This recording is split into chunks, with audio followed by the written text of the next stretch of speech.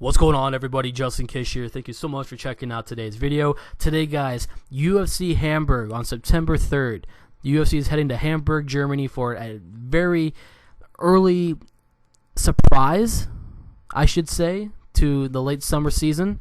We have a very excellent fight card currently in the works right now, which will feature a heavyweight main event between Andrei the Pitbull Arlovski and the War Master Josh Barnett.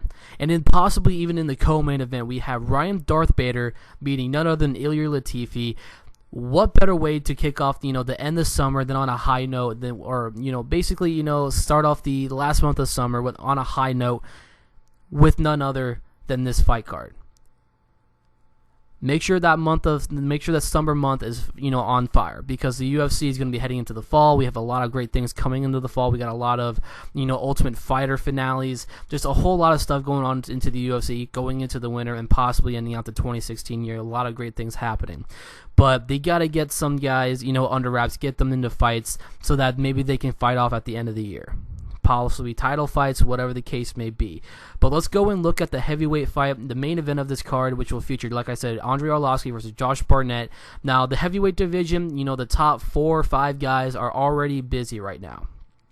Fabricio Verdum is going to be scheduled to face Ben Rothwell, so that's already set in stone. So that's going to be taking place at UFC 203. Stipe Miocic versus Alistair Overeem is also set for UFC 203. Cain Velasquez versus Travis Brown is already set. Junior Dos Santos, I want to say, is still nursing his injury, so he is out of order. So that basically leaves Andrei Arlovski and Josh Barnett free man who don't have fights for the card. So that is where this really makes sense. Andrei Arlovski is getting back-to-back fights that are going to be headlining fight cards. So Andrei Arlovski is the guy that really needs to pull out a victory here. And also Josh Barnett, both guys are coming in with losses in their recent fights, and both of them need to find some kind of way to get back into the limelight. I know this is an opportunity for both of them to get the best step forward, trying to get the next title fight. But when you go in and look at it, they still have to prove themselves after this fight. They're probably going to end up needing to take at least 2 more fights before being a serious contender for the heavyweight championship. So we'll just have to wait and see how that turns out. And let's hear you guys the predictions on this fight. In the possible co-main event of the evening, Ryan Darth Bader is going to end up meeting Ilir Latifi. What better way to put into the co-main event is 2 guys that are right on the rise in the light heavyweight division. Latifi was able to get into the light heavyweight rankings not too long ago, where he is currently riding a 3-fight winning streak. He defeated guys like Gian Villante in his last fight. He also defeated Sean O'Connell back in January, and then in July of last year he defeated Hans Stringer. 2 of those fights are coming from knockouts, so he deserves to fight a guy within the top 10. Ilir Latifi deserves to face a guy within the top 10. I know his debut fight against Gegard Mousasi was the last, higher ranked fighter he's actually ever faced, but the UFC just did not, give him, he also came into that fight on a couple of weeks' notice, if not 2 weeks' notice. So it was a completely different mindset going into that fight, but I think the UFC has kind of been backtracking Ilir Latifi. I think Latifi should have fought in at least 2 guys, maybe 3 at most, that are currently ranked fighters.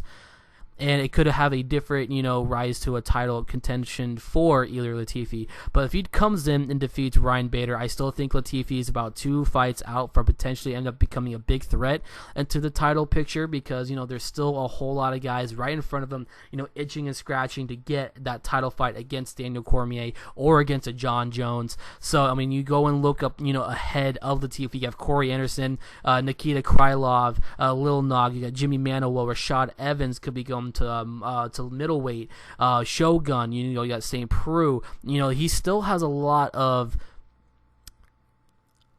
people that are way ahead of him that are much better, that are better options in the title picture than Latifi right now.